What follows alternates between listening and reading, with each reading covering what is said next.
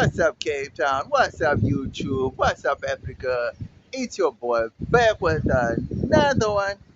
Hey, yo, guys, people, in today's video, right, we want to focus on something cool, something different, something that I never really wanted to make a video of. Well, actually wanted to make a video of, actually, I want to make a video of something else, right? But before I get to that other thing that I want to make a video, that other topic, right, I have to make a topic of this one because I feel like it's a story that needs to be told, that we all know, we all see, we just don't know the origins of this thing, you know? So in today's episode, I want to get into the origins of a specific bag that almost every African household either has or had. And it's a story of the bag that is commonly known as depending on where you're from, I think in Nigeria, in Ghana, in West Africa, it's called the go to Ghana bag, go back to Ghana bag. In South Africa, I think it's called the Zimbabwe bag, or the Changani bag, or the China bag.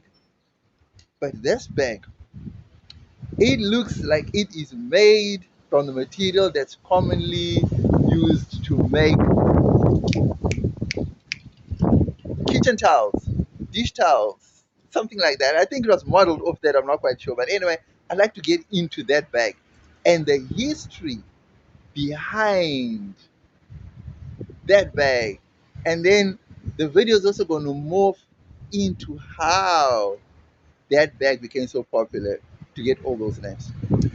Let me know what you think about this talk in the comment section below. Don't forget to like, share, and subscribe to the channel. Guys, you know we family, right? Come on now. Holla. The wind is crazy. I hope you can hear the audio. I hope you can hear the voice. I hope the audio isn't going to be messed up because the wind is crazy and I just cannot vlog outside. So I'm trying to make this as short as possible.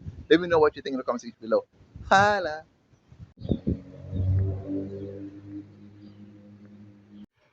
Okay, yo. So the bag in question, like everyone's been talking about, right? Like, you know, in Africa, I think in China as well, I think in Asia as well, I think it's a really big bag as well. So the bag in question, for those who don't know that I'm talking about, let me try and show you a snippet of it if you can get to it. This is the bag that we can see right here. This is the bag, right? You can see it. This one's got stuff in it. I can't pull it out, so this is the bag I'm talking about. Hopefully you can get a. Hopefully I got a clear shot of it. So I know people have seen this bag all over Africa, right? You know, so you know the bag I'm talking about, right? Clearly you can see it, right? That's the bag I'm talking about. So apparently this bag, for those of us who didn't even know, and this is the research I did, right? This bag actually originated, guess where? Not in China, not in China as we'd all be thinking, right? This bag actually originated in Hong Kong. And the funny story about that is this bag was initially, well, not the bag, but initially the material used to make this bag was actually used in construction sites or on construction sites by a man named Li Hua.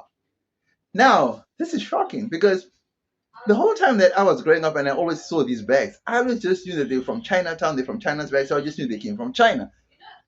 Well, technically, yes, they were from China, but at the time of production, they were actually from Hong Kong, which was not part of China at that time, right?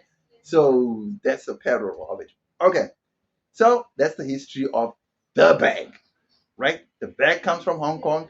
It was first manufactured by Li Hua, and the material before he converted it into bags, he was making material for construction sites, like closing off. You know, when they're building, you know, and then they have this construction where they block off to the public so that the dust doesn't hit the field. That's what the material was used for. Then then one day just clicked to him that, oh, wow, let me try and use the same material and make it into bags. And the idea took off. It just flew. And what do you know? The bag has become a worldwide hit. You know what I mean? So that's the story of the bag, commonly known as the Go Back to Ghana bag in West Africa, the Zimbabwe bag if you're in South Africa, the Changani bag if in South Africa. I don't know the name you know it by. Um, they use a word in the UK. I think it's called a laundry bag, a refugee bag. Yeah, it's got different names. Different regions have different names for this one universal bag, but it's got so many names. You know what I mean? It's a brand on its own. You know what I'm saying? So apparently, I don't see any influencers and celebrities endorsing this bag, like taking it, like how they endorse other brands. But this bag is actually literally a brand on its own. They should just start, putting a logo on this bag. You know what I'm saying? And claim it and own it as one of their own. Yeah, but anyway, that's the story of the bag, right? So the story now moves into something. Now, rivalry. The rivalry between this is stiff competition and rivalry between two countries, between Ghana and Nigeria. Now, why am I doing this video? I actually wanted to make a video. Actually, the intention is actually to make a video on the intense rivalry between South Africa and Nigeria, right? But I think I would be doing a disservice because a lot of people, a lot of people know or don't know that before the South African rivalry and competition with Nigeria that's so fierce at the moment, Nigeria and Ghana have had the longest running rivalries ever since 1950s. And I was shocked to find out that it actually, according to my research, which is it's two-sided actually. Some are saying, well, the one research that I found out, it said it all started when Nigeria gained independence, right? Oh no, it was in Ghana. Ghana was the first country to gain independence, right? So Ghana gained independence from the British in the 50s, right? And then the Nigerians moved over to Ghana for better opportunities and thinking they would be living in under better conditions with their African brothers. So they moved over to Ghana because Ghana had won independence first. And then as many Nigerians started streaming over the border and now taking over, having a million and so people or close to a million people, it puts a weight on the resources. So Ghana then took a bold step to have them deported back to their nation. Okay. Then come in the 60s when Nigeria got independence, right? Then Nigeria discovered oil. And all of a sudden there was an economic boom in Nigeria. And guess what? The tables were turned. So in the 80s, was in the 80s, yes, this was now in the 80s, right? Ghanaians started trekking to Nigeria. And then it all started to unravel. Now, many Ghanaians were taken to Nigeria. It was now posing an economic burden on the state, on the infrastructure, on the amenities, on the economy. So Nigeria did the same thing. They were like, okay, now you guys got to go back to your country too. Now you're causing a state. And that's where that bag comes into play.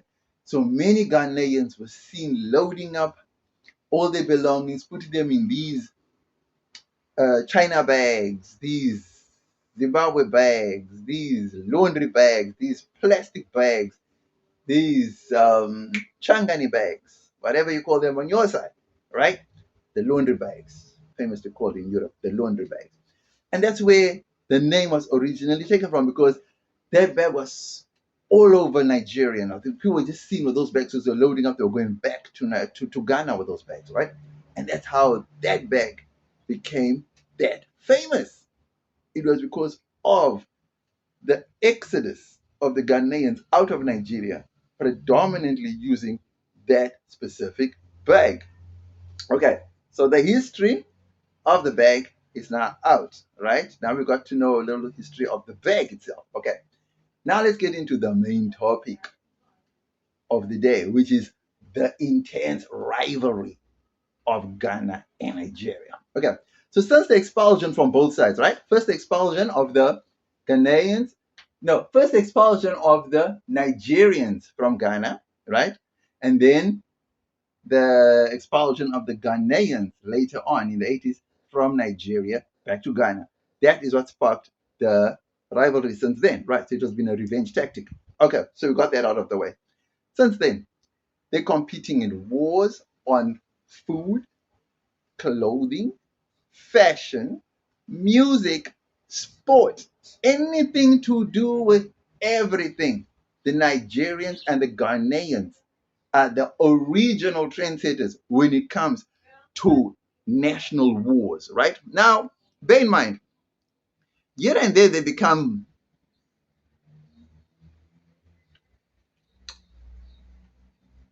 deadly, should I say? But in most cases, it's friendly, intense competition, right? It's not meant as a war, right? So if ever there's this thing called jollof rice, right? I don't know it. I've never tasted it. I've never seen it. So I don't know. So I can't comment on what jollof rice is. I don't even know what color it is. Maybe it's yellow. I don't know what jollof rice is. But anyway, Nigeria has its version. Ghana has its version. Each claim to be the best. Okay. When it comes to like national dress, Ghana has its cloth, kente cloth, and Nigeria got its Aso Ibo something cloth, right? Each one claims this is the better quality, right? Even the fashion designers, they dressmakers, they claim to make the better outfits. Cool. When it comes to music, Rivalry is the same thing. They claim to make better music. This one also claims to make better music. When it comes to the football, the soccer, Ghana claims to be a better team. Nigeria claims to be a better team. History will show that whoever has more appearances and wins in global and continental cups, that one is clearly the favorites, the heavyweights. You know what I mean? So I would think when it comes, the thing I can speak confidently on, I think, is that when it comes to football, I think Nigeria is the more dominant one because they've appeared more times at the World Cup and in African Cup of Nations competitions than Nigeria. But I've got to say that Nigeria has gone further in the World Cup than Ghana has, if I'm not mistaken. Because if I'm not mistaken, Ghana got as far as the semi-finals. If I'm not, or is it the quarterfinals? Quarterfinals, semi-finals. That when, yeah, I think it's the semi-finals, man. Ghana got as far as the semi-finals because I remember Aya Ayagman or something. It missed a penalty that was going to take them to the finals. That Yeah, man. There was a Ghanaian player who missed a penalty in the semifinals that was going to take them to the finals, and then Uruguay, because of Luis Suarez. Luis Suarez dived, he took the ball, he touched the ball with his hand, he dived like a goalkeeper, and then Ayagman, what? Asamoah. Asamoah Gyan. That's the guy. Asamoah Gyan. He missed a penalty that was going to take. So I think, yes, Ghana has gone further in the World Cup, although Nigeria has, I think, more appearances in the World Cup, but Nigeria has gone further. So it's another argument. Some would say the more competitions we were in, some would say, but we went the furthest, even though we were not in. You know what I mean? So, yeah, I can see both sides of the argument. Right. So, good rivalry, healthy rivalry, intense competition, trying to better each other. That's all Africa needs. You know what I mean? As long as it's competition to better each other, as long as it's competition to promote the content, as long as it's competition to outdo one another, as long as it's competition to promote top quality, top service, top attitudes, respect, love, I'm all for that. So what I mean? So this Ghana and Nigeria feud or competition, it hasn't really. I have never really heard. Even the research that I do, it hasn't really spoiled over into violent clashes. I'm not really sure. According to my research, it has all been fun. It's all been intense, right? It's competition, healthy competition at the end of the day, which I really like to see, and that's what we like to hear because as Africans, we are one. That's the way it should be at all times, right? Always remember that. Yeah, so guys, that's the story of the rivalry between Nigeria and Ghana and the origin of this world famous plastic bag that is commonly known in West Africa as the Go Back to Ghana bag, which in your part of the world might be a laundry bag, a China bag, a Zimbabwe bag, a Changani bag, whatever you call it. Yeah. Next, we get into the pros of this healthy competition between Nigeria and Ghana. Let me know what you think about this topic in the comment section below. Don't forget to like, comment, share, and subscribe to the channel. Guys, you know we're family now. Come on now. Holla at your boy.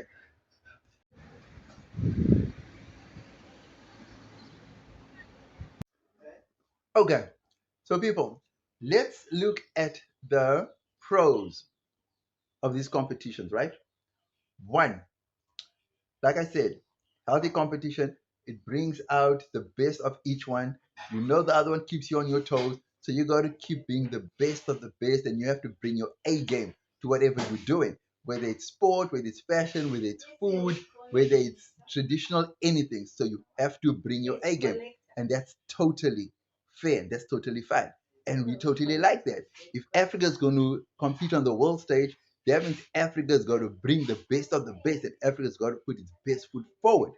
And if healthy rivalry, healthy competition provides that catalyst for us to produce products and services that can compete on the global stage at a global level, then that means rivalries and competitions of that nature are a good thing as long as they do not turn into tragic, um, violent, and chaotic events.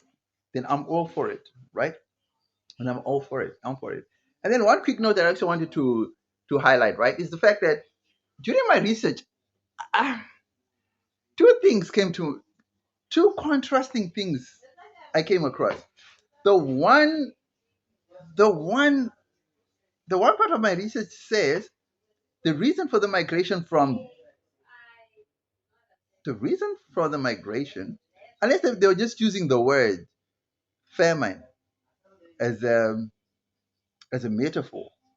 I'm not sure because the one lady says there was famine in Nigeria, that's why they relocated, that's why they migrated to Ghana. Then the other one says there was famine in Ghana, that's why they migrated to Nigeria. So I don't know if they're just using the word famine as a metaphor or as economic economic what can I say, down down down downfall, because obviously when economies struggle, people move for economic reasons. So I don't know if you're just using that word famine based on slow economic activity, you know what I mean? So because I don't remember in history reading about a famine in Ghana or famine in Nigeria. So I'm thinking she's used that word famine just to use as a metaphor for economic slowdown within either countries during the migration. Yeah, so those are the pros of healthy rivalries, good competition, and yeah, don't forget to like, comment, share, and subscribe to the channel. You know we family, right? Holla.